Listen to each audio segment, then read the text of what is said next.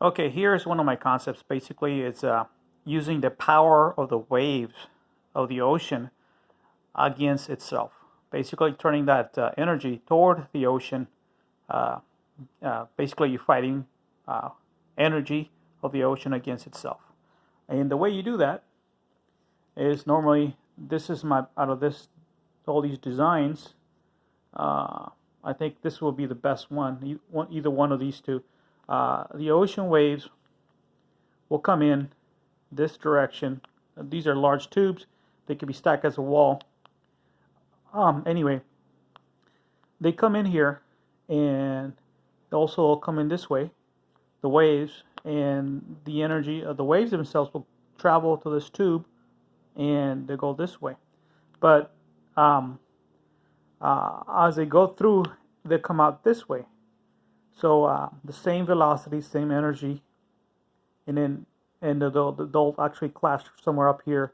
So basically, what you're doing is you're creating a wall, of water that's going to go against itself. So this is uh, the ocean coming in, and the same energy, same velocity is going to go around the tube and come out, and it's going to be water against water, or splashing against splashing.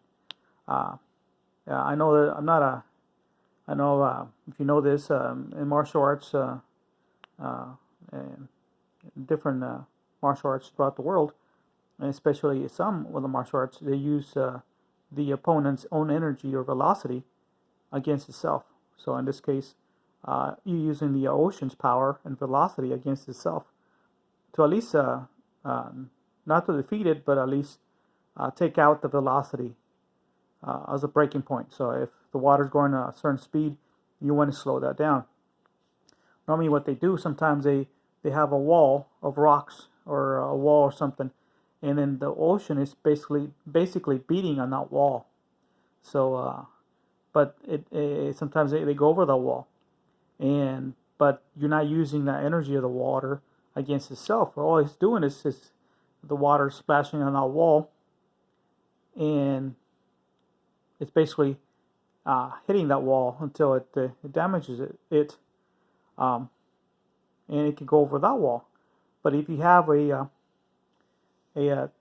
tube system, a wall of tubes, like in this case, this way, uh, you have this tube system, or in this case, this system. It doesn't matter how you have it, but you could have a honeycomb wall system to use the wall for the water against itself. Uh, in other words, use the energy of the ocean against itself. Uh, so that's pretty much it to create the most perfect wall against a tsunami is to use the energy of the tsunami against itself, not to fight it by creating a wall. That's the worst thing you could do, but actually create uh, at least take out the energy, some of the energy out by the time it hits uh, the land. You could take some of that energy back and deliver that to the ocean.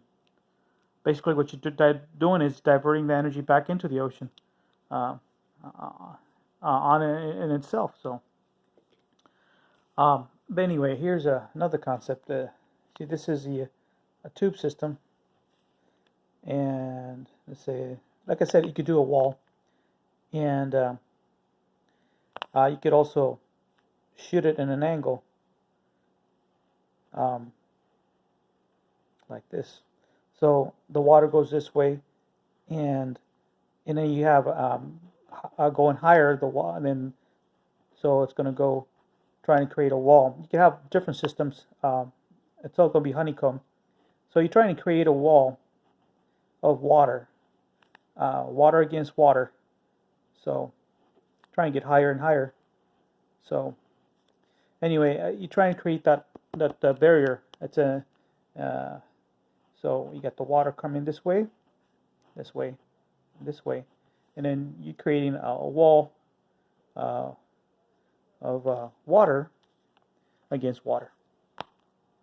But anyway, that's the best I could tell you. That I know Japan had the tsunami. Obviously, we know that the walls don't work that well, so maybe there's another option. And the best option I can think of is use the energy of a tsunami against itself.